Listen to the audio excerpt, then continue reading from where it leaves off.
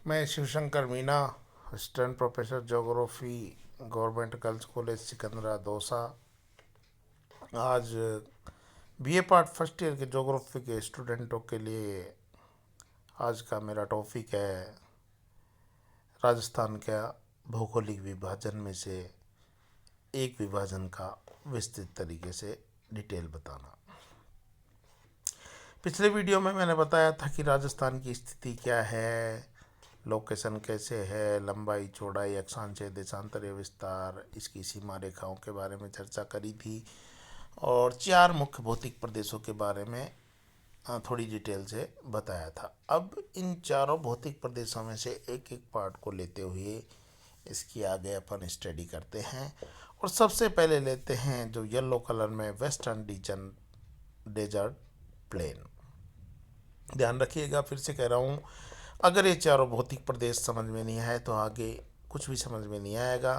तो जो भी कंटेंट भेजा जा रहा है उसे ध्यान से पढ़िए और समझ में नहीं आता है तो आप पूछ सकते हो। तो चर्चा करते हैं। सबसे पहले भौतिक प्रदेश उत्तरी पश्चिमी मरुस्थलीय प्रदेश।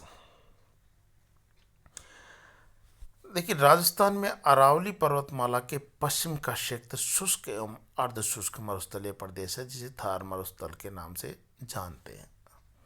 आप ये तो जानते होंगे कि अरावली पर्वत राजस्थान के लगभग मध्य में से होकर गुजर रही है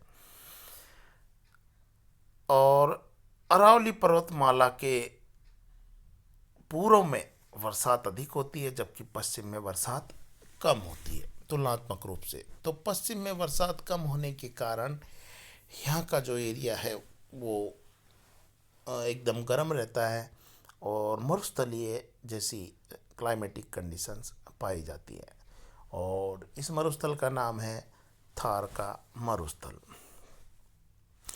राजस्थान में थार मरुस्थल का लगभग 62% भाग आता है। इसके अंतर्गत बाड़मेर, जैसलमेर, बीकानेर, जोधपुर, पाली, जालौर, नागौर, सीकर, चूरू, झुंझुनू, हनुमानगढ़ व गंगानगर जिले आते हैं। मैंने पहले बताया था कि डिस्ट्रिक्टों की या जिलों की लोकेशन याद कर लेना आपको बहुत ईजी रहेगा। थार का मरुस्थलीय प्रदेश है जो टेथिस सागर का अवशेष है। टेथिस सागर मैंने महाद्वीपीय विस्थापन सिद्धांत में बताया था कि सबसे पहले सारे महाद्वीप एक जगह एकत्रित है जिसे पेंजिया कहा। उसके चारों तरफ जो महान महासागर था वो पैंथालासा था। टेथिस फिर पेंजिया दो भागों में टूट गया, गोंडवाना लैंड और अंगारा लैंड, और इन दोनों के बीच में जो सागर बना था उसका नाम था टेथिस सागर। किसने दिया था? ये वेगनर ने। राजस्थान के कुल क्षेत्रफल का उत्तरी पश्चिमी मरुस्थलीय प्रदेश 61.11% है और इसमें राज्य की 40% जनसंख्या निवास करती है। सामान्यतः इसका ढाल पूर्व से पश्चिम की ओर तथा उत्तर से दक्षिण की ओर है। ढाल के बारे में आप इतना कंफ्यूज नहीं होएगा। जैसे कि लूनी नदी बहती है उसका ढाल देख लीजिए, उसी से आपको ढाल का पता चल जाएगा। तो इसका उत्तरी पश्चिमी मरुस्थलीय प्रदेश का ढाल है पूर्व से पश्चिम तथा उत्तर से दक्षिण। रेतीला शुष्क मैदान एवं अर्ध शुष्क मैदान को विभाजित करने वाली रेखा 25 सेंटीमीटर वर्षा रेखा है। इस बात को मैं क्लियर कर देता हूँ कि अरावली के पश्चिम में 50 सेंटीमीटर की वर्षा रेखा से पश्चिम का भाग है वो उत्तरी पश्चिमी मरुस्थलीय प्रदेश है। अर्थात जो राजस्थान का अन्य रीजन है उससे उत्तरी पश्चिमी मरुस्थलीय प्रदेश 50 सेंटीमीटर वर्षा रेखा से अलग है और इस उत्तरी पश्चिमी मरुस्थलीय प्रदेश को दो भागों में विभाजित करती है 25 centimetre Varsha Rekha. It means इसके दो भागों में से एक अरावली की तरफ का भाग है उसमें तो 25 से 50 सेंटीमीटर बरसात होती है और एकदम जो पश्चिम का भाग है जैसलमेर और इनका, वहाँ 25 सेंटीमीटर से कम वार्षिक वर्षा होती है। इस आधार पर इसे दो भागों में विभाजित करते हैं। पश्चिमी विशाल मरुस्थल या रेतीला शुष्क मैदान और दूसरा है राजस्थान का बांगर या अर्ध शुष्क मैदान। तो पश्चिमी विशाल मरुस्थल या रेतीला शुष्क मैदान के बारे में जानकारी लेते हैं। तो इसका वर्षा का वार्षिक औसत है यहाँ 20 सेंटीमीटर या 25 सेंटीमीटर। इसमें बाड़मेर, जैसलमेर, गंगानगर, चूरू आदि जिले आते हैं। और कम वर्षा के कारण यह प्रदेश शुष्क बालू का मैदान भी कहलाता है। इसे पुनः दो भागों में विभाजित किया गया है, बालू का स्तूप मुक्त मरुस्थलीय प्रदेश और बालू का स्तूप मुक्त क्षेत्र। कौन सा, ये तो हो गया बालू का स्तूप युक्त मरुस्थलीय प्रदेश और दूसरा बालू का स्तूप मुक्त प्रदेश। अब लेते हैं एक को बालू का स्तूप युक्त मरुस्थलीय प्रदेश। इसमें बालू के टीले होते हैं। ये क्षेत्र वायु अपर्दन एवं निक्षेपण का परिणाम है और इसमें कई प्रकार के बालू का स्तूप मिलते हैं, या सैंडुम्स, पवनानुवर्ती बालू का स्तूप, बरखान बहुत फेमस बालू का स्तूप है। फिजिकल ज्योग्राफी में मैं जब स्थलाकृतियों के बारे में बताऊंगा तब वायवीय स्थलाकृतियों में बरखान का काफ़ी अच्छे से आपको डिटेल बताऊंगा। अनुप्रस्थ बालू का स्तूप, पैराजोलिक बालू का स्तूप, तारा बालू का स्तूप, नेटवर्क बालू का स्तूप। इसमें आप एक एक डिस्ट्रिक्ट का नाम याद, दो दो तीन तीन डिस्ट्रिक्ट का नाम याद कर लेना कि ये बालू का स्तूपों के प्रकार हैं और इन जो जहाँ पर पाए जाते हैं वो डिस्ट्रिक्टों के नाम है। बालू का स्तूप क्या है, एक सैंड या बालू का बड़ा टीला है, एक तरीके से ये कह सकते हो, सैंडोन्स, जिसका हवा की आकृति, हवा की दिशा के अकॉर्डिंग या स्पीड के अकॉर्डिंग अलग अलग प्रकार की आकृति होती है। दूसरा बी क्षेत्र है बालू का स्तूप मुक्त क्षेत्र। ये पूर्वी भाग में है, एकदम पश्चिमी भाग है, उससे पूर्वी भाग में जैसे कि जैसलमेर, बाड़मेर का चट्टानी क्षेत्र भी इसे कहते हैं।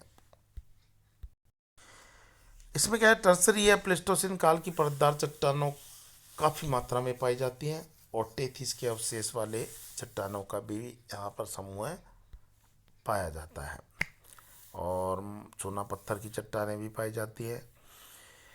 इनमें वनस्पति अवशेष व जीव अवशेष पाए जाते हैं, जैसे कि उदाहरण के तौर पर जैसलमेर के राष्ट्रीय मरुद्यान में स्थित आकल वुड फॉसिल पार्क।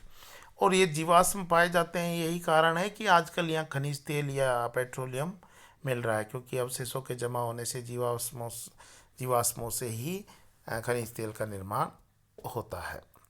इस प्रदेश की अवसादी शैलों में भूमिगत जल का भारी भंडार लाठी सीरीज क्षेत्र से इसी भूगर्भिक जल पट्टी का उदाहरण है। कई बार पूछ लेता कि लाठी सीरीज क्षेत्र किसके लिए फेमस है, तो ये भूमिगत जल का विशाल भंडार है। टर्सरीय कालीन चट्टानों में गैस खनिज तेल के व्यापक भंडार बाड़मेर की कुड़ामलानी, बायतू में एवं जैसलमेर में तेल व गैस के व्यापक भंडार मिलते हैं। देखिए, इस चीज़ में कभी कभी यह आपको मैपिंग में भी पूछ लेता है और ऑब्जेक्टिव क्वेश्चन में पूछ लेता है।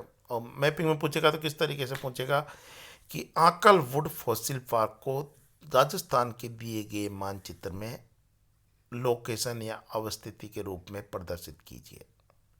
तो जैसलमेर में इसको अपन को रिप्रेजेंट करना है। पूछ लेता है कि लाठी सीरीज किसके लिए फेमस है, क्या चीज़ है। लाठी सीरीज क्या है, एक भूगर्भीय जल पट्टी है या भूमिगत जल की पट्टी है।